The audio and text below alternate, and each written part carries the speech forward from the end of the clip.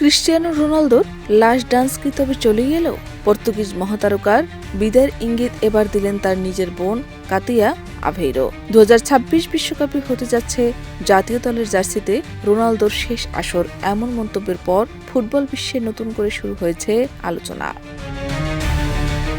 ক্রোয়েশিয়ার বিপক্ষে নাটকীয় জয়ের রাতে আবেগও ধরে রাখতে পারেননি রোনালদো। প্রয়াত সতীর্থ দিয়েগো জোতার স্মৃতিতে তার জার্সি তুলে নিয়ে পর্তুগিজ অধিনায়ক বললেন, এই জয় শুধুই ফুটবলের ছিল না, পুরো দলের জন্য ছিল আবেগের এক বিশেষ মুহূর্ত।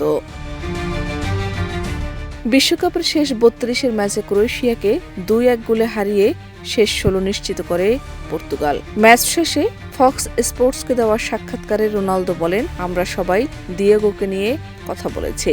জীবনের এই কাকতালীয় ঘটনা অবিশ্বাস্য। পরিস্থিতি আমাকে সত্যি বিস্মিত করেছে। এই জয় আমাদের জন্য অনেক বড় অর্থ বহন করে। তিনি আরো বলেন, শুধু আমরা জিতেছি বলেই নয়, যেভাবে জিতেছি সেটিও গুরুত্বপূর্ণ। আমরা জানতাম এটি কঠিন ম্যাচ হবে। ক্রোয়েশিয়া একটি দুর্দান্ত দল। এদিকে ম্যাচ শুরুর আগে কানাডার টরন্টোতে সাংবাদিকদের সঙ্গে কথা বলেন রোনালদোর বোন কাতিয়া আভেইরো।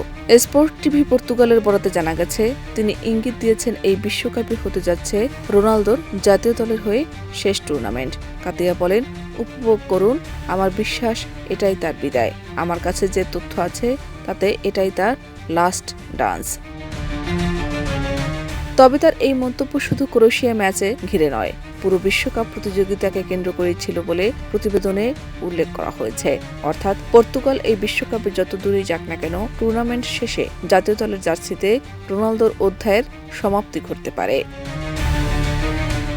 এর আগে 2025 সালের নভেম্বরে সিএনএনকে দেওয়া এক সাক্ষাৎকারেও রোনালদো নিজেই জানিয়েছিলেন 2026 বিশ্বকাপে হতে যাচ্ছে তার শেষ বিশ্বকাপ। বর্তমানে 41 বছর বয়সী এই ফুটবল কিংবদন্তি এবার নিয়ে ষষ্ঠবারের মতো বিশ্বকাপ খেলছেন, যা নিজেই একটি অনন্য রেকর্ড।